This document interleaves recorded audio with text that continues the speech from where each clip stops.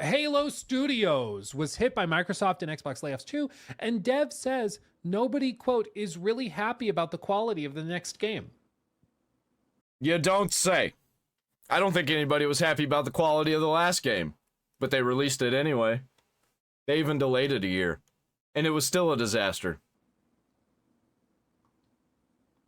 Great. This, comes after the news from last week where they let Microsoft let go of 9,000 people. A good chunk of people at Microsoft's subsidiary Xbox also lost their jobs as part of this. But this news comes from an Engadget report, as you can see here. Even before the layoffs, there was tension. Quote, "I'm personally super pissed," a developer told Engadget.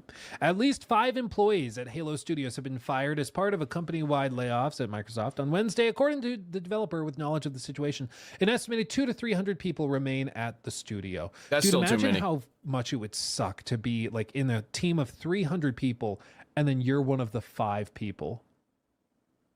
Like you're one of 5 people that were just selected out of the ether to be sacrificed at the altar of Satya Nadella. It's crazy. Employees across Microsoft's Xbox division received an email from Phil Spencer Wednesday morning addressing organizational shifts, which just means we're firing a lot of you, hitting the team over the coming days. Halo Studio employees were laid off, received an additional invite to a meeting with organization leaders, and 2 very long hours later, the team's call began. Amid discussions, what's funny, it's 2 hours later, the Zoom call or the Teams call began. If it was a Zoom call, it would have been immediate. The Teams call was just so buggy and broken. They couldn't get into the call. Amid discussions of severance packages, the reasons provided for the firings aligned with Spencer's memo to, quote, increase agility and effectiveness. Yeah, how much you think it's going to increase? I don't think so. I think it's only going to get worse. I think they know it's going to get worse, and that's why they laid off a whole bunch of people. To offset the cost of everything becoming an absolute disaster, especially with Linux. It's probably going to overtake Windows pretty soon because more countries are buying into using Linux rather than Windows.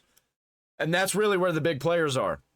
That is why Microsoft is so big, is because countries around the world use Windows and Microsoft services, and they're getting away from it. Plus the Linux gaming, it's getting bigger and bigger every day. Just corporate jargon for we just need to fire people because we got to free up some money. This is pretty normal. I'm personally super pissed that Phil's email to us bragged about how this was the most profitable year ever for Xbox in the same breath as pulling the lever on the layoffs, the developer told Engadget. I wasn't sure what part of that was supposed to be proud about.